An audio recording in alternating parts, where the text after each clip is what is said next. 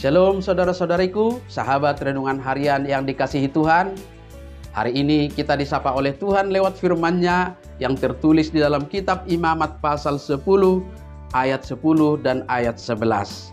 Mari kita simak dan renungkan firman Tuhan yang menjadi kekuatan dan inspirasi menjalani hari ini demikian. Haruslah kamu dapat membedakan antara yang kudus dengan yang tidak kudus, antara yang najis dengan yang tidak najis.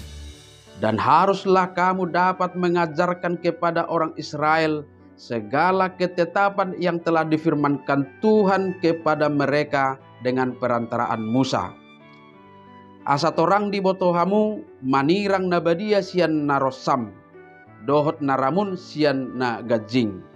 Asa di botohamu huhut mengajar hot tuhalak Israel, sude uhum akan niaturhon ni Jehovah tunasida marhite sian si Musa.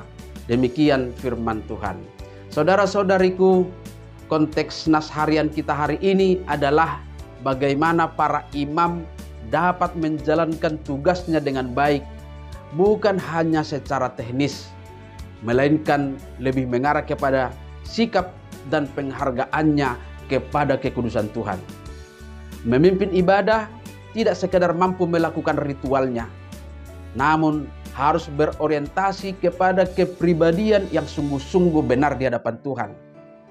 Kita perhatikan dalam ayat-ayat sebelumnya, ketika anak-anak Harun yaitu Nadab dan Abihu melanggar aturan dalam menyampaikan persembahan, Allah menghukum mereka sehingga mereka mati terbakar.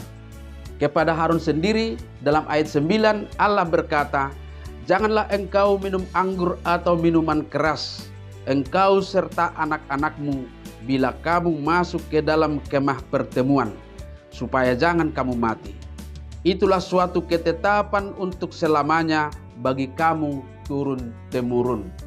Inilah sebenarnya etika pelayanan yang menjadi pelajaran berharga bagi kita saat ini.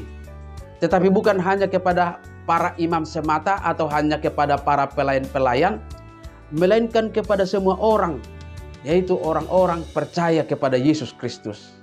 Firman Tuhan mengingatkan kita supaya kita memiliki hikmat dan dapat membedakan antara yang kudus dengan yang tidak kudus, antara yang najis dengan yang tidak najis.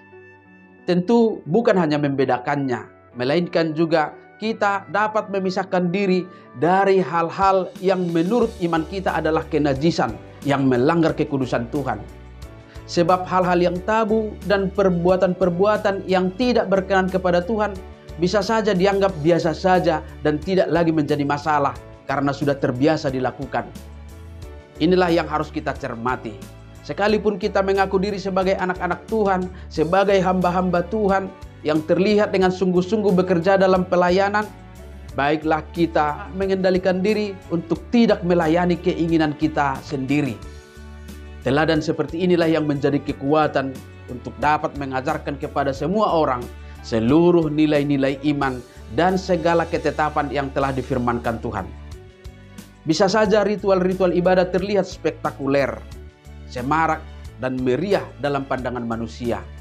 Tetapi jika tidak dilakukan dengan ketaatan kepada perintah Tuhan, dengan menjaga kekudusan dan kesucian diri kita sendiri, maka itu semua bisa menjadi sia-sia, tak berguna di hadapan Tuhan.